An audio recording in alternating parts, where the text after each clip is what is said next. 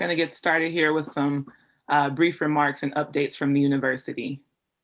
So good evening, everyone. I'm Tiana Ellington, Assistant Director of Chapter and Regional Programming with the Alumni Association of Case Western Reserve University, and it's my pleasure to welcome you. So before we begin tonight's program, just have one note that everyone is muted by default in an effort to limit some background noise during the presentation. But if you have questions during the evening, please feel free to drop them into the chat and they will be relayed. And we hope that you and your loved ones are remaining safe and healthy. As you've probably heard, in response to the COVID-19 pandemic, Case Western's research has become vital to the fight, and we invite you to follow us on Facebook and the university's website, case.edu/together, for regular updates, such as the one that we'll be having later on tonight.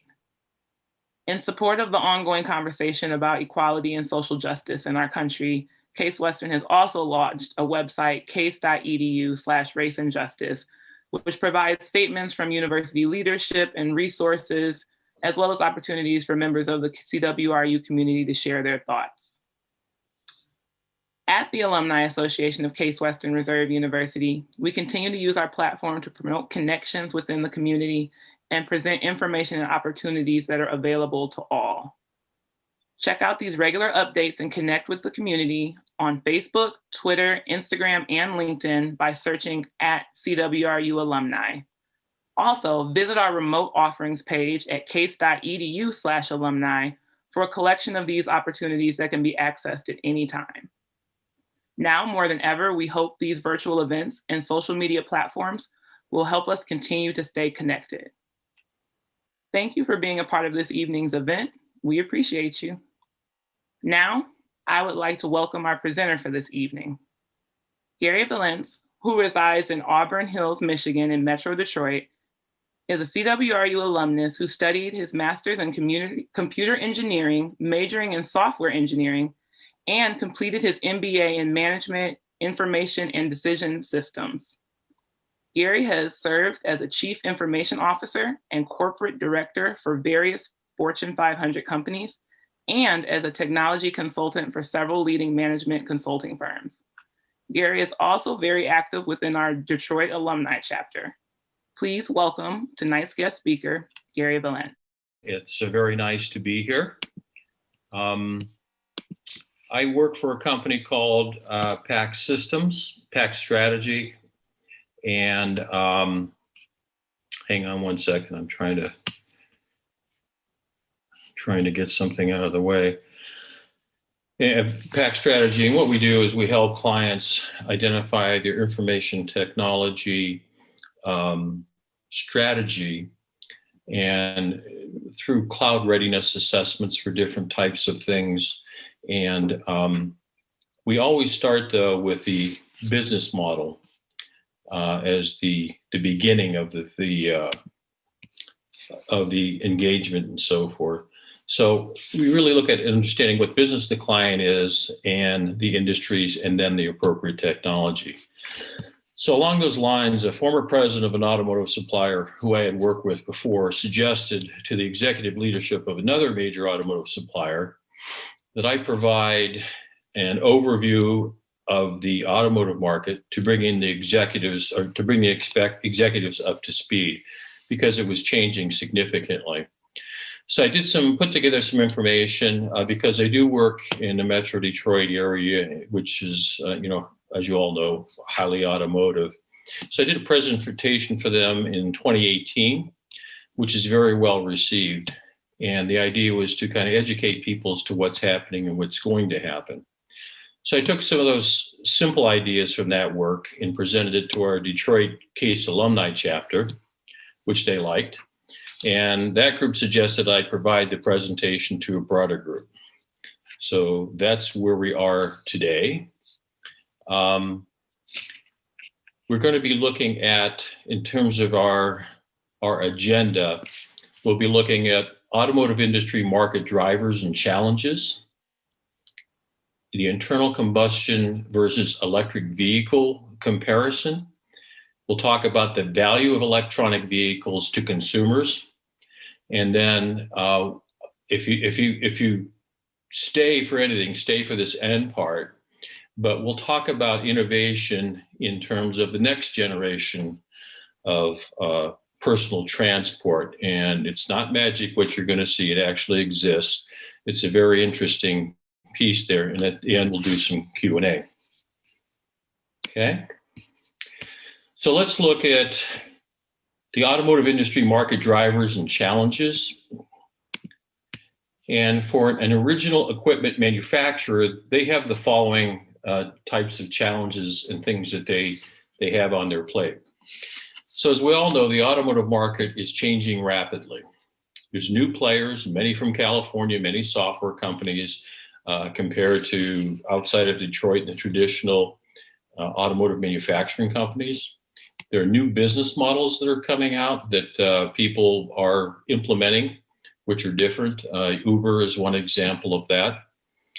There's improved technology, such as battery technology and LiDAR and radar. And there's been some studies suggesting automotive sales are peaking, maybe around 2% for the year. I'm not sure how COVID impacts that. But depending on what country you're in, this may be different. Some countries may be acquiring more and some less. So they're also really reviewing their business models regarding connectivity, automation, sharing, and electrification. And we'll talk more about that as we go through this. So next slide here. So there's currently 3 trends, mega trends that play in the automotive industry: safe, green, and connected. Safe represents technologies aimed not at just protecting vehicle occupants when a crash occurs, but those that actually proactively reduce the risk of a crash occurring. Now, here's an example. If you get in an accident, a car could automatically send data on the speed, direction of the impact, the direction the impact came from, your weight, et cetera, directly to an emergency room within seconds for diagnosis. And it's been found that there's a significantly higher quality of accuracy of assessment and time to give care with this type of approach versus just putting you on a gurney, have an EMT look at you, and ER doctors to evaluate condition. So the study that I saw was on like 80% accuracy versus 50. So that's the type of technology that can be employed really to improve safety in a car. It's not one you hear about a lot, but that's one I thought was very interesting. Green is about technologies designed to reduce emissions, increase fuel economy, and minimize the environmental impact of vehicle, while connected represents the technologies designed to seamlessly integrate our highly complex electronic world in which automotive consumers live in cars. If you have Apple CarPlay or any of those types of things, those are some examples of that. So OEM considerations, what are some of the big things that they're thinking about? One is propulsion. And there's the traditional internal combustion engine propulsion, which we all know. The other is electric motors powered by batteries or electricity. China has said that their goal is to go totally electric. Tesla, of course, is the leader in the premium electric car market. I think they control 80% right now, and they're kind of the Apple of the automotive industry in terms of innovation and changing the market. And I have India there because Ford Motor actually did a study trying to figure out which cultures are most amenable to an automated driving, and it was India. And if you ever have been in India in a car, you would know why. So I think that's kind of interesting. Now, hybrid, I would use as an example, is what Toyota has some very good hybrids, which is it's electric motors, but they also have an internal combustion engine, a smaller one, that kicks in over time. So it generates the electric power and provides propulsion as well. So those are the three types of propulsion. The traditional's been around, hybrid's been around. The electric, because of Tesla and innovations in battery technology, has kind of come to the forefront a bit. There tends to be more of a focus now on software, less on manufacturing, but a lot more on software. Ford is hiring thousands, and so is GM here in Detroit, which is my home turf. They're hiring thousands of engineers, software engineers. So another thing that they're looking at, of course, is smart driving. Safety assisted is an example. You know, if I look into my rear view mirror, I'll have a little light that comes on and tells me if somebody's in my blind spot, which I really appreciate. Semi-autonomous transport is another thing that a good example of that is you can put your car in cruise control, and if you become within 2 car lengths of a car in front of you, let's say that you come up on a car and that car is actually going slower, your car will actually slow down. It's another safety feature. And then the fully autonomous transport is you basically don't have to do anything. You can sit there and have a Coke or whatever. That's kind of the goal. It's not there yet, but people are working on it. So peaking auto production is another interesting idea because of different changes. You can get subscriptions, or the idea is having a subscription for a car. So if you wanted a decked out Cadillac, but you didn't want to buy one, you wanted to kind of timeshare one of them, there's a way to get subscriptions for different periods of time. I don't know if they're still doing this. I know that, or they're continuing to do it, but they had talked about, and I think they implemented it for a while. I'm not sure where it is. There's autonomous transport. Ride sharing also is, you know, you're taking an asset that's typically sitting idle in your driveway most of the time, and you're using ride sharing to increase the utilization of that rather expensive asset for most people. Magnetic levitation is another very interesting thing that people are looking at around the world, and we'll look at that a little bit later. Hyperloop is basically creating a tunnel that's a vacuum, and you shoot something through it one way or another. And if you look at Elon Musk's Boring Company, that's really what he's trying to do. So all those different things can and are playing into auto production and how many people are actually buying cars. Again, that's really dependent on what country. And if you're in a developing country like China, you never had a car and now you have money, you know, that will change depending on where you're at and what the demand is. You know, another one item I wanted to mention here is fully autonomous transport example. And this is really a pretty current one. There's a joint venture between Aptiv and Hyundai called Motional. And they offer a robo-taxi service where you can schedule an autonomous ride via phone. So you get on your phone, your iPhone, you schedule when and where you want to get picked up, you identify payment, a robotic taxi picks you up, drops you off, and it's all paid for. So that's actually being developed today. The company's called Motional out of Boston. Aptiv is a former Delphi division of Delphi that's totally focused on software and autonomous driving. So that's another example of autonomous driving that's coming up. So electronic vehicle sales, are people actually buying them? That's an excellent question.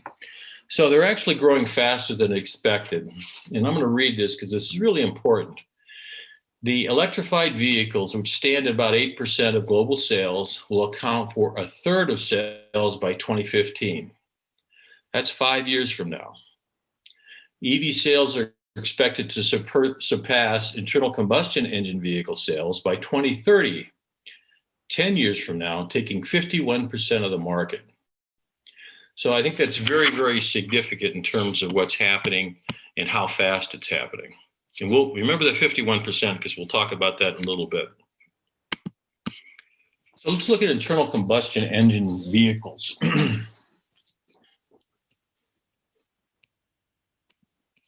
Okay, so this is a 2020 GMC Sierra, typical underside of the car. So a lot of people have had trouble kind of understanding internal combustion versus EVs. So I found that using pictures are worth 1,000 words in this regard. So let's look at the typical internal combustion engine car. Well, one, you've got an engine, a very complex piece of machinery that is engineered, has to be maintained and checked periodically. You have to have a radiator cooling system. You also have to have a transmission, which is, again, another very complex component of an overall car. It has to be engineered, it has to be maintained, and with not only the transmission fluid and all that sort of thing, but the just checking to make sure things are working right. The drivetrain takes that power from the engine and transmission and transmits it to the back wheels in this example. You have a catalytic converter, to clean up the air or the exhaust that's coming out. You got a muffler to get rid of the noise pollution. And you've got a gas tank. So this is common. We all have seen this, some more than others, but this is an internal combustion engine. And that's really kind of what's involved with it. Now here's a Lexus, but if you look at the internal cabin, you see a lot of electromechanical switches and dials. You see push buttons. You see, the main console, you see a big shifter we're all used to seeing.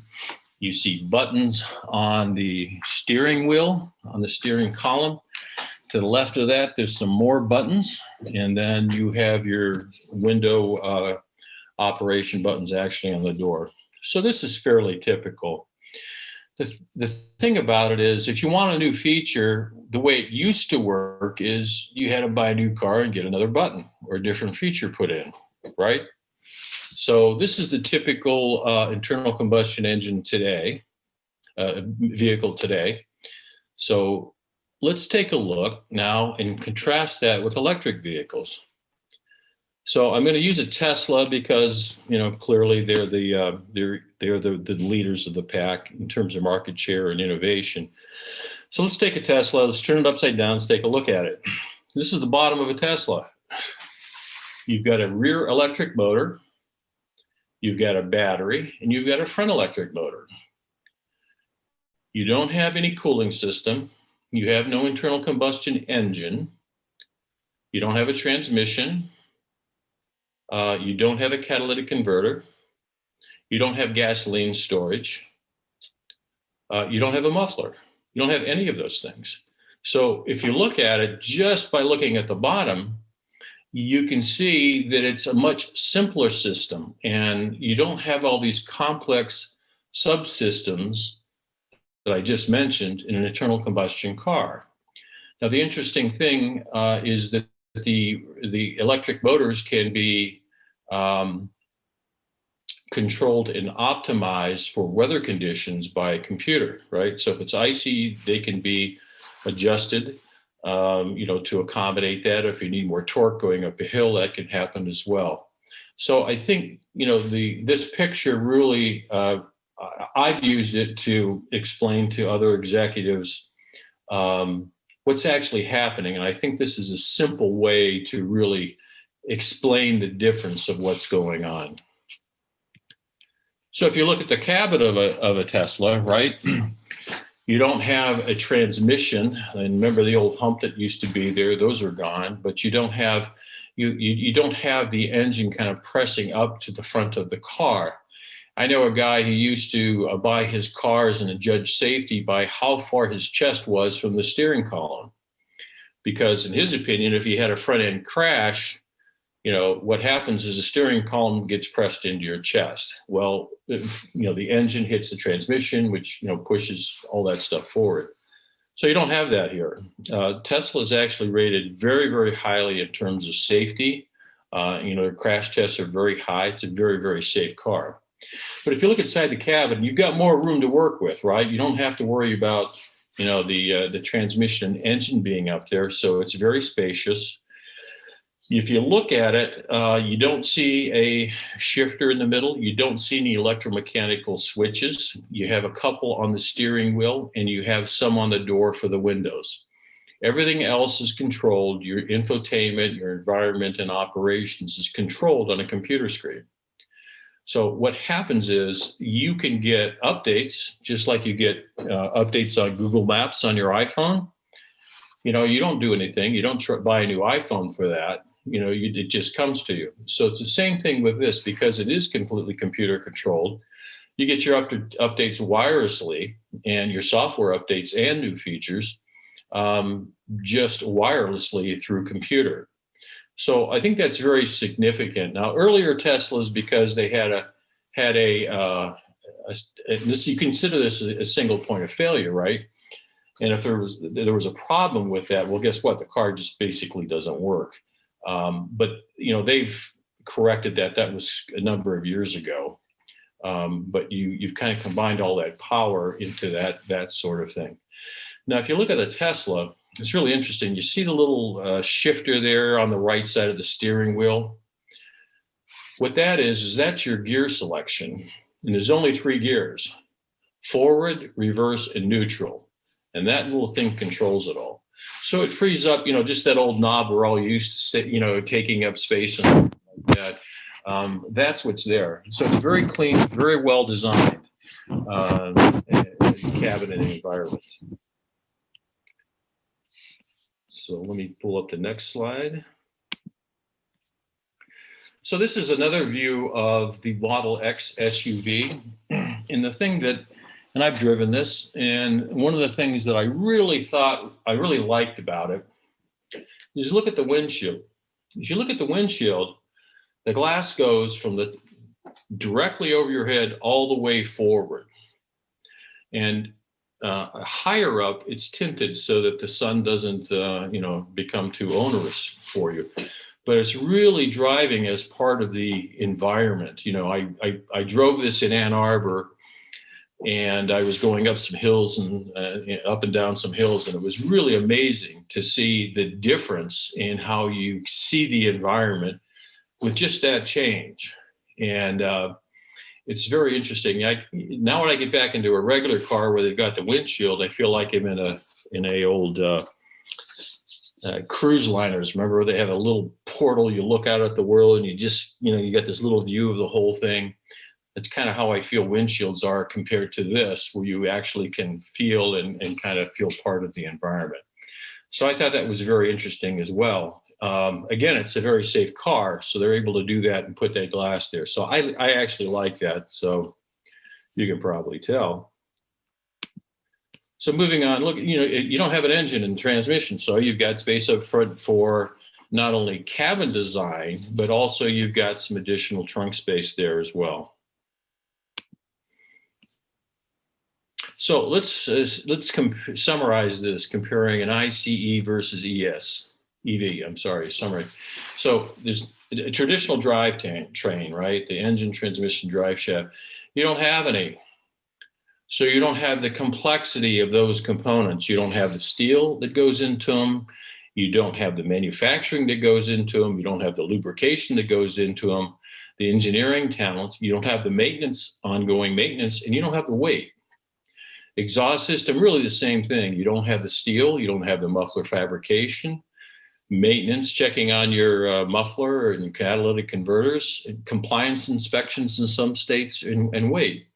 So remember, I said in 10 years, there's a study that says half the cars being sold are going to be electric vehicles. So what's going to happen to Midas Muffler? Potentially half of their sales to be cut in half in 10 years, and a third in 5 years. I'm just making a simplistic comparison, but this is going to have a very significant impact on many suppliers who've been around for 90, 100 years making these things. And that's why I kind of came in and was asked to come in and do a presentation to kind of have them see things a little bit differently. On miscellaneous, fuel tank, engine radiator, and coolant, you don't have any of that stuff. It doesn't have to be checked. It doesn't, It doesn't have to be maintained, and you don't have to have the weight in the car. The traditional control systems, you don't have electromechanical switches. It's touchscreen. Features come in wirelessly. You get fast, simple, less expensive updates and new features. No need for dealer visits. So here's the value proposition for and I'm using Tesla, but so the propulsion technology, there's better battery technology. They use electric motors, and they do use some braking for power generation. Tesla has done a fantastic job focusing on the driver. It's a driver-centric focus. They make it fun to drive. I want to drive one. It's nice to be inside of it. It's simple. There's no gears shifting. You can charge it at home, or they have charger stations. There's no gas stations, and there's no dealers for maintenance. I don't care for the dealers at maintenance, because you know what? I always get surprised from bills I wasn't aware of. Gas stations, I'm in Michigan, it's going to be cold out and icy. I don't want to go to a gas station in the middle of the night. I really don't. I don't have to. So they simplify a lot of these things. Electric vehicle does. The safety, you can charge from home. You don't have to go out. Maybe if you're in different parts of depending on where you live, you don't have to really go to a gas station at 11 o'clock at night, because you got to get to work the next day. Crash protection is stellar, is very, very good. They have cameras, LiDAR, and all that sort of thing, the active safety types of things. The performance is also very interesting, because it doesn't use a transmission where it kind of shifts up, you kind of go to first, second, third, and you have those delays and things. You don't have that. You have linear acceleration. You have no shifting. It is straight acceleration. You push on the accelerator, and your acceleration is very fast with a lot of torque. And when I was in it, it just pushed my wife and I back in our seats, and it's really a blast to drive. The range is, they're improving the range continually, so that's really not going to be an issue. The handling was good. Visibility is great, with the one example. The cargo in space is good as well. So it's software driven. Basically it's a computer.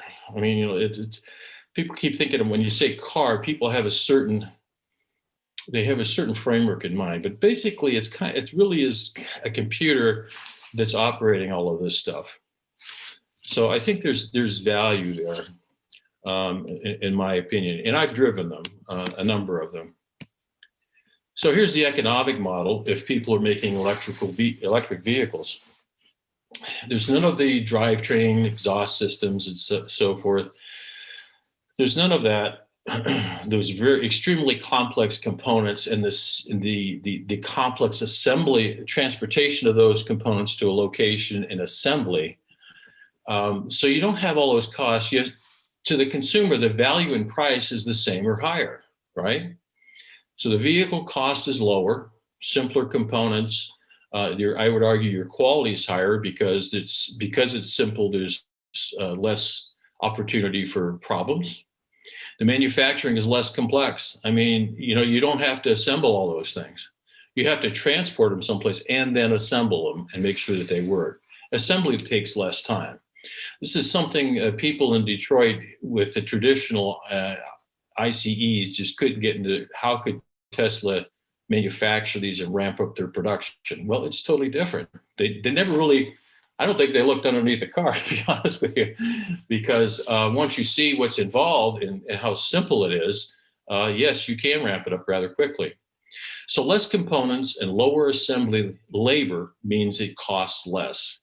Now you can argue the battery is expensive. That's true, but it's coming down as scale ramps up. Consumers perceive a higher value, and the operating value, the fuel cost is less. You use a different fuel source. There's fewer mechanical parts. It doesn't break down as often. There's less carbon emissions.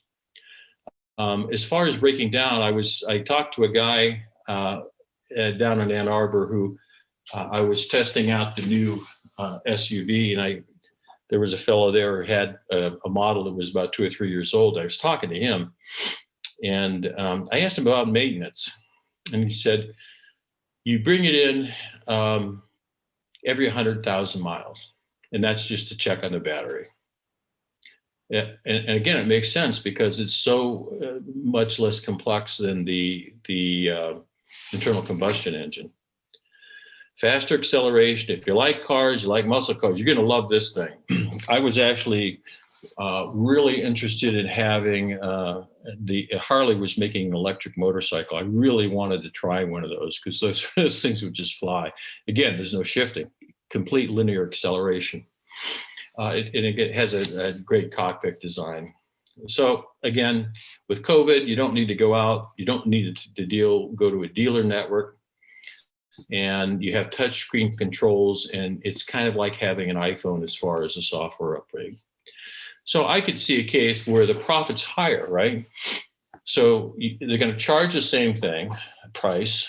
It's lower cost to manufacture, and meaning eventually there'll be a higher profit. So they're not lowering the vehicle price, but they have less money in it. So I think that that's a case, once there's some scale, that would happen. And by the way, that's why and how people are actually going to provide these vehicles if they can make some money at it. So I think that's a very positive capability.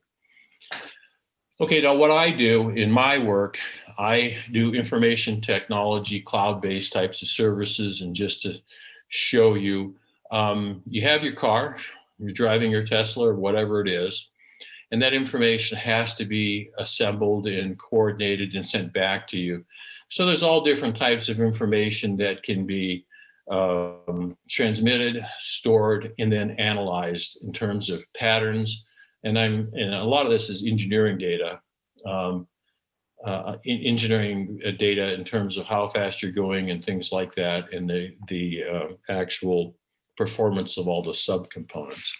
So it's, like I said, it's a computer, and this is kind of the back end of the computer that you really don't see that often. Well, you basically don't see it at all. But that's kind of showing you there's some more behind the scenes. So automotive trends. So here's the big trends. Electronic vehicles, number one's a trend. I think the model is compelling. Everybody's getting into it finally, thanks to Tesla and Elon Musk. Autonomous transport models are developing. And as I said, the robotaxi is something that was announced about 2 or 3 weeks ago. And I think that that's something that's going to continue as our population ages. And by the way, if you can call up a car when you need it, and there's no driver, which means it's probably a lower cost, do you really need a car? I mean, if you're in Florida, which I hope to be someday, retired down there, and if I want to go someplace, why do I want to have to fool the car, right? So that becomes more of a viable option. As I said earlier, pre-virus, the information was the production, which car ownership was predicted to kind of decline, maybe plus or minus 2%. But you've got all these different things that are changing now, such as ride sharing, autonomous transport options. In connectivity, the connectivity within and between vehicles and other systems and things is going to continue to grow. It's been kind of slow. There's been a lot of talk about it, probably less coming on the market, but that will continue to grow. So I've given you an overview of internal combustion engine and electric vehicles, and hopefully you can see the difference. But the key thing here really is focusing on customer satisfaction and ownership. And I think the Tesla, if you look at it, you might argue about the price, but excuse me, but it hits a lot of buttons as a car owner. There's a lot of advantages to me. It's fun to drive. The cockpit's better. It's quiet. There's no noise. So, and it's just has so many advantages. And I think that's really what drives things. But the key really is innovation, and customer focus. So I've got something for you in addition that I've shown other people. And, I put this together, I include this so that people kind of get the spirit of innovation and how innovations can move things along. So we're going to show you this, and just to give you an idea of what's going on. Now, this design has no tires, okay? So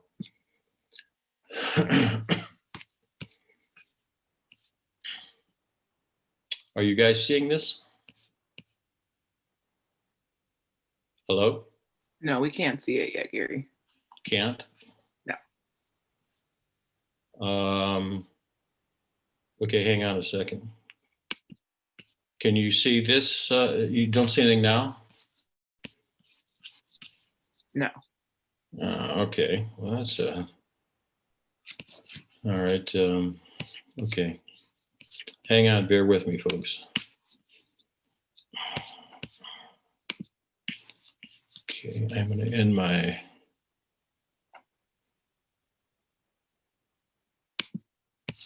slideshow. I'm going to show you a YouTube clip. You see my desktop? Yes, we got it. No, you got the desktop now. Okay, so this actually exists. You're going to think it's magic, but it actually exists. So here you go.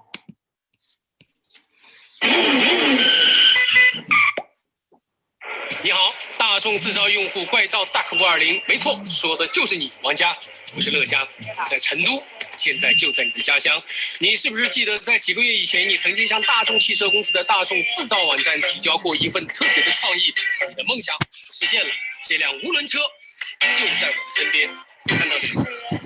真的是没有轮子。那么到底这个车能不能开呢？现在。 我必须先向大家介绍2位特别的嘉宾，他们就是王佳的爸爸和王佳的妈妈。那这车咋不得轮子呢？还真没见过这样的车，想不想体验一下？可以。我们来看一下。他一直从小就是一个很有想法的孩子，总是有奇怪的点子冒出来。王佳从小就与人不同，我们也一直很相信他的才华。现在启动。 真的起来了，上面感觉怎么样？太神奇了，实在是太不可思议了！这个车居然可以悬浮起来，我相信大家和我一样，一定很想知道当中的秘密。但是现在，我们先来聊聊关于成都的这个城市。当你想起成都的时候，你的第一印象首先想到的是什么？大熊猫、变脸、功夫茶表演。 其实除此之外，成都的地质非常的特别，在这块广袤无边的盆地上面蕴藏着无数的矿产资源。磁悬球形车，简称悬浮车，它的设计运用了非常超强的尖端科技，巧妙地将地下的矿产资源转化为它的能量，从而驱动汽车行驶。慢点，前面危险，慢点。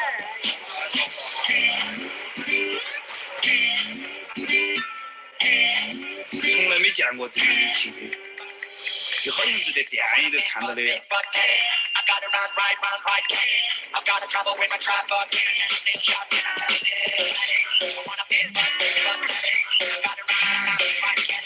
悬浮车有一个功能是自动驾驶，声控系统能识别人声并开启自动导航。导航，回家。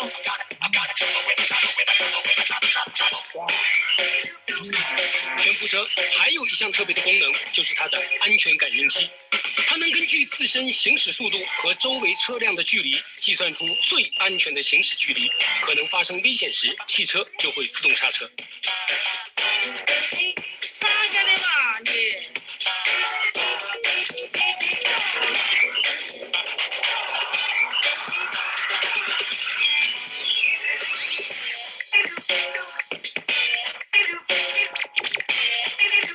我真的为我们孩子感到自豪，他确实有些与众不同。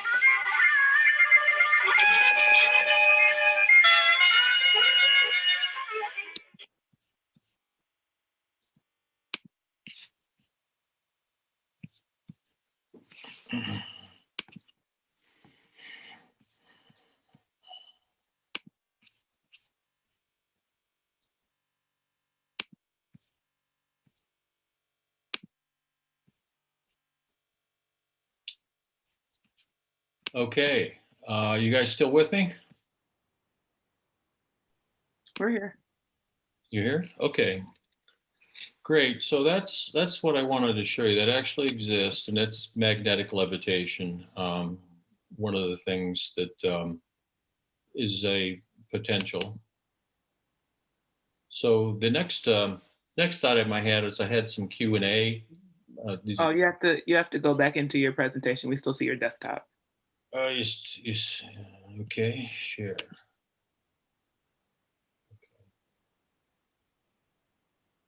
If you just if you start the presentation from current slide Okay. and then share your screen again.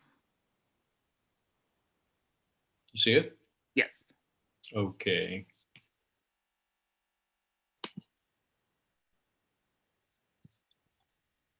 Okay, so one question is, how quickly can we expect a full replacement of traditional vehicles?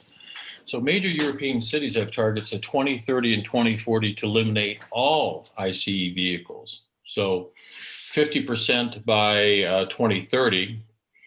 I don't think a full replacement is going to happen because there are cases where electric vehicles may not always be appropriate. Examples include military applications in severe hot or cold climates, right?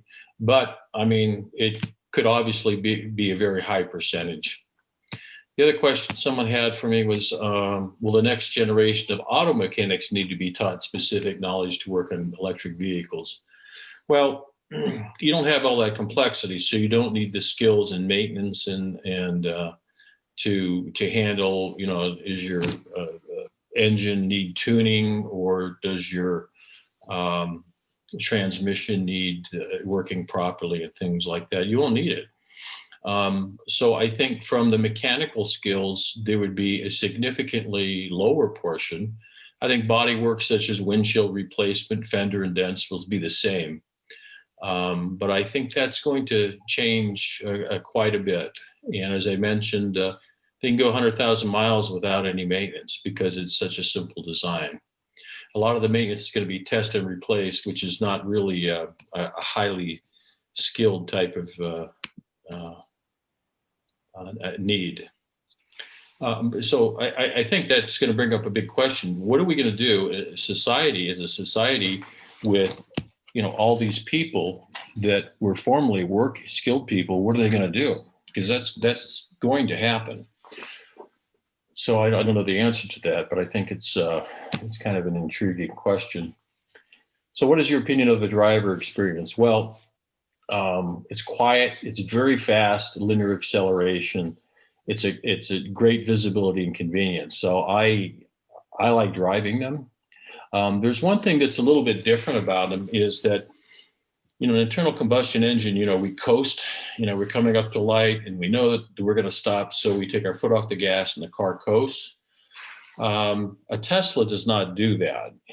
It moves only if you're applying pressure to the accelerator. So if you take your foot off the accelerator, the car slows rapidly.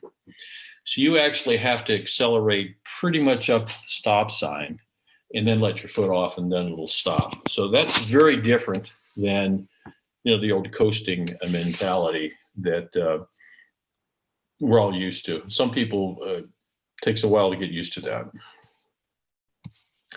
So with that is, my friends, that is all I had to share with you tonight. So Tiana, I'll turn it over to you. If anybody has any questions. We have a few questions. So Christine asks, is the lifespan of an EV expected to differ much from a traditional ICE vehicle?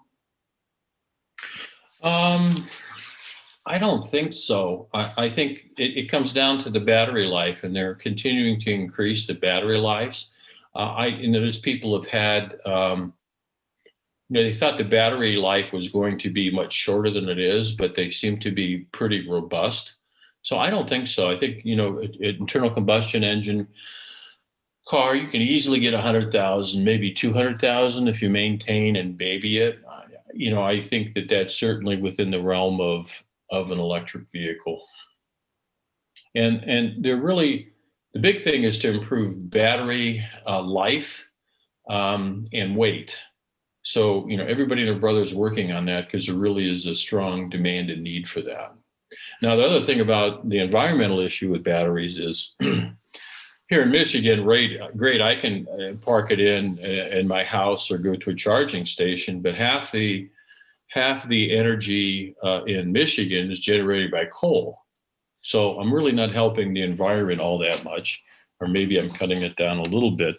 The other thing that I'm not sure of, but I heard somebody say that the batteries are really not recyclable, when they get end of life. So from an environmental standpoint, there's still some challenges using the battery route. It's not a completely green thing, depending on the source of the electricity you put into the battery. But as far as the life of the car, I mean, it should theoretically, I think, as long as the battery lasts, everything else should last because you have less to break down. It's simpler. Thank you for that question, Christine. All right, we got a few questions actually coming. This one is from Chuck Weller. He asks about Tesla's revenue model per the Wall Street Journal. 100 million loss and a 400 million government subsidy mandated from other auto companies. Is this true? Well, I don't know about those specific numbers. They were using credits from other companies, which helped bump up their profitability. I don't know about the current loss, but they are scaling up and meeting their production numbers. The thing that I think is really interesting is now that you've got GM and Ford and everybody else, actually, instead of talking about it, they actually are coming up with some competitive offerings. I think that's going to be, there are going to be a lot of Me Too people who have large market share. And I think that is going to be a real challenge for Tesla because Tesla was basically all by itself. I mean, it just, it started by itself. Its innovation is good and strong. The other guys have market share and they need to have scale. Also, the Chinese, which is a huge market, they're starting to make these things as well. So it's got a lot more competition. And, the barriers to entry, I believe, once you get past the battery, you don't have to have big assembly plants or knowledge of all these really complex components. I think the barriers to entry are lower as long as you've got the battery and electricity part. And then, well, of course, you got the autonomous driving LiDAR and that sort of thing. But there are people who sell those subcomponents. So I think it's going to be tougher on Tesla. I think it's going to be more of a challenge in terms of them selling. I mean, what they're trying to do is they're trying to ramp up unit cost and production to a point where, they can really go. But they're taking their money and they're building production like crazy.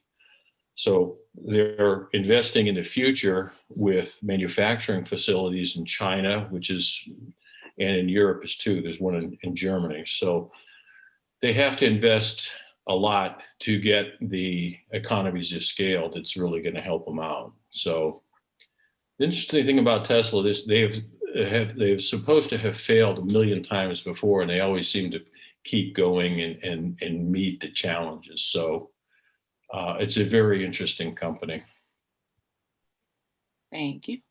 I think you kind of touched on this a little earlier, but this question is from Catherine Bryan. What happens to the battery when it needs to be replaced? Well, I mean, you take it out, you put a new one in, which is fairly expensive, but I doubt it's any more expensive than a transmission would be. What happens with the battery is, like I said, I'm not 100% sure about the recyclable capability of the battery. I don't know. I've heard that you can't really recycle those things, but I don't know how to answer you on that one.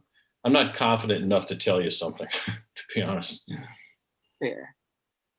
Down here, another question from Chuck Weller. Do EVs increase CO2 emissions because 63% of US electricity comes from fossil fuels?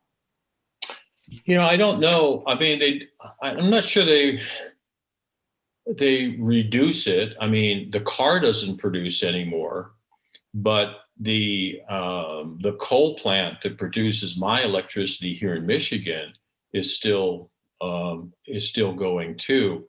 But as long as they're reducing the coal power production and finding alternative, now they are finding other alternative sources such as wind and solar and things like that. Whether that's significant, I don't know. I think it's a good question. I don't know. I don't know the answer to that question. I know I don't.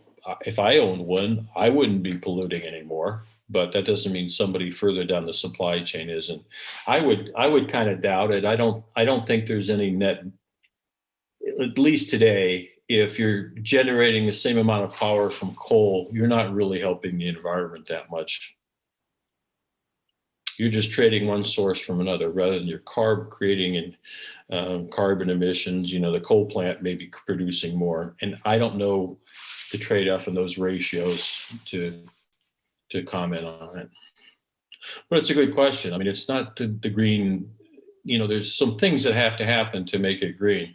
Now, China is going full force on that, and because they have so much pollution, you can't breathe the air. If you've gone to any Chinese cities, you can't breathe. So they have mandated EVs. Now, I would assume they're not going to, you can assume they made the trade-off that the electric vehicles are going to cut pollution, and they have coal and other things, but they probably have more control over their the carbon emissions from electricity generating areas, but they've gone after it in a very big way. So apparently they believe that the net is going to be a reduction in carbon emissions, but they have the government to actually tell you what to do over there. I'm not sure that would happen here. Thank you. We have a question from Rachel. She lives in Minnesota with colder temps. Is there any data available about battery life ability to start in negative degrees? Good question. I have heard it's more of a challenge in the colder climates and the hotter climates as well. So the extremes in temperature, it becomes a little bit trickier. So I don't know the specific temperatures at which you have problems. Do you have I would turn around and say, do you have a Tesla dealership out there?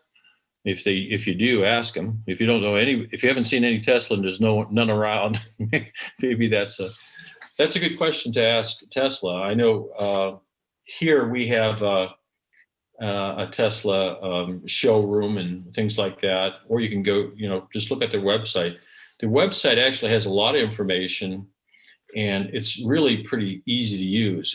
It's really easy to navigate because it's so straightforward. But that's a good question that would probably maybe on the website, but it's certainly something you could ask through the website, or if you've got a Tesla dealership, just ask them about that. But I do understand extreme hot and cold can affect the battery performance. So I can't answer your question. I can just tell you where you might be able to find it. I just got a couple more questions. Do you know anything about the resale value for electric vehicles? Who might want to buy a 5 to 10-year-old TV phone type of deal, since it might be? I've heard, Tesla, and Tesla's the 800-pound gorilla. That the resale is quite high. I think it retains 90% of its value or something, and they're in big demand. And I know a guy at my Lexus dealership that I have a Lexus, and he has his brother. He was telling me his brother got a used Tesla and absolutely loves it. So I think they probably have long life because look, they're not as complex. There's not as much to wear out, right?